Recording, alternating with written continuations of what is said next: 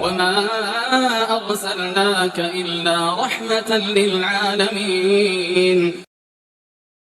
Termasuk di judul baru yaitu jual beli yang mabrur. Nah, kenapa kok disebut mabrur? Nah, karena hadisnya juga nyebutnya mabrur. Nabi SAW bersabda, ayul kasbi atyab, ketika ada yang bertanya, pekerjaan apa yang paling baik ya Rasul? Qala, beliau bersabda, amalul rajuli biyadihi. Orang laki-laki beramal dengan tangannya, wa kullu bai'in mabrur, dan setiap jual beli yang mabrur. Mabrur itu artinya diberkahi. Hadis di atas dibawakan oleh Ibnu Hajar al-Asqalani dalam kitab beliau Bulughul Maram, karena yang dimaksud dengan jual beli yang halal adalah jual beli yang memenuhi syarat dan menghindarkan diri dari yang terlarang.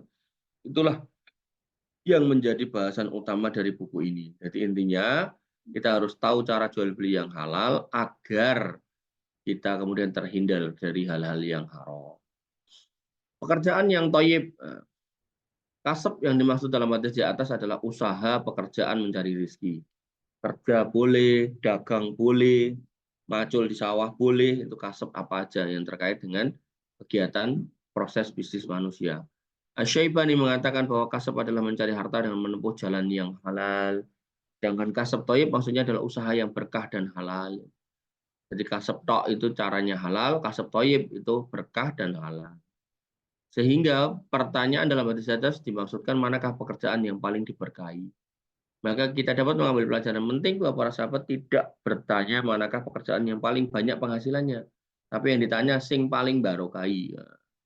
Namun yang mereka tanyakan adalah yang paling diberkahi. Sehingga dari sini kita tahu bahwa tujuan dalam mencari rezeki yang dilakukan oleh para sahabat bukan soal banyaknya, tapi soal berkahnya. Bukan mana yang paling banyak penghasilannya. Karena penghasilan banyak belum tentu berkah. Orang-orang yang korupsi sampai triliunan itu banyak itu, tapi nggak berkah. Ini ya dilakoni. Kenapa? Harta itu hijau. Di matanya itu terus berbinar-binar kalau lihat harta. Pekerjaan dengan tangan sendiri. Maka yang pertama kali disinggung mengenai pekerjaan terbaik adalah pekerjaan dari hasil kerja tangan sendiri. Dalam hal ini disebutkan, ma'akala ahadun ta'aman qotun khairan min ayyakula min amaliyatihi wa inna. Nabi Allah Dawud alaihi salam kana yakulu min amaliyatihi. Tidaklah seorang memakan satu makanan yang lebih baik dari makanan yang ia makan dari hasil kerja tangannya sendiri, karena Nabi Daud alaihi salam dulu bekerja pula dengan hasil kerja keras tangannya. Jadi Nabi Daud alaihi salam itu tukang kayu gitu kata. Maksudnya beliau kerja dengan tangannya, nggak males gitu kan. Nabi nggak males, kita bukan nabi malas. Ya logikanya kayak Nabi istighfar sehari 70 sampai 100 kali. Kita harusnya lebih gitu. Nah, soal ketika seorang Nabi yang ketika minta rezeki dari Allah pasti dikasih, nggak males. Dan bekerja ya harusnya kita lebih dari itu. Contoh pekerjaan dengan tangan adalah bercocok tanam, kerajinan, mengolah kayu, pandai besi, menulis. Pandai besi kan dijadikan contoh sebagai kayak ibarat pengibaratan untuk teman yang jelek. Itu bukan berarti pandai besinya haram. Pandai besinya nggak haram. Jual beli yang mabrur yaitu mata pencarian yang disebutkan kedua yang terbaik adalah jual beli yang mabrur. Jadi tadi kan hadisnya yaitu amalur rajuli biyadi, yaitu perbuatan atau pekerjaan seorang dengan tangannya. Kemudian yang kedua yaitu al-bai'ul mabrur. Jadi ada dua ya pekerjaan yang paling baik itu. As-San'ani berkata yang dimaksud jual beli yang mabrur adalah jual beli yang tidak ada sumpah dusta. Jadi kalau terkait cara menawarkannya nggak ada sumpah dusta. Begitu pula selamat dari tidak tipuan, nggak boleh menipu. Saya Abdullah Al-Fauzan ya, mengatakan jual beli yang mabrur adalah jual beli yang memenuhi syarat dan rukun jual beli, kemudian lepas dari masalah-masalah dalam jual beli, dibangun di atas kejujuran serta menghindarkan diri dari penipuan dan pengelabuan. Intinya larangan-larangan dalam Islam nggak boleh ada dalam jual beli. Lantas manakah pekerjaan yang terbaik? Para ulama berpendapat. Imam Al-Marwardi, orang ulama besar Syafi'i, berpendapat bahwa yang paling diberkahi adalah bercocok tanam karena tawakalnya tinggi.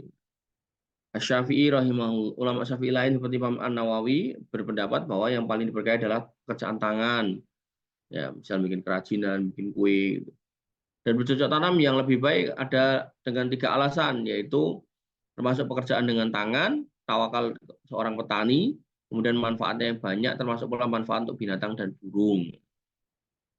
Menurut penulis Tauhidul Ahkam, Syekh Abdullah bin Abdurrahman Ali Basam, Tauhidul Ahkam ini sarah Bulughul Maram.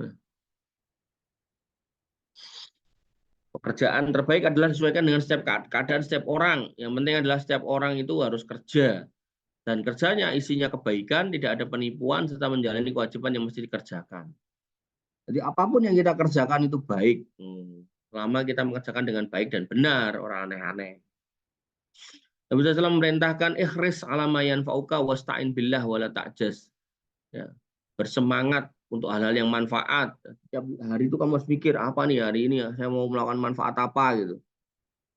Apa yang didapatkan dari teman saya dari keberadaan saya gitu.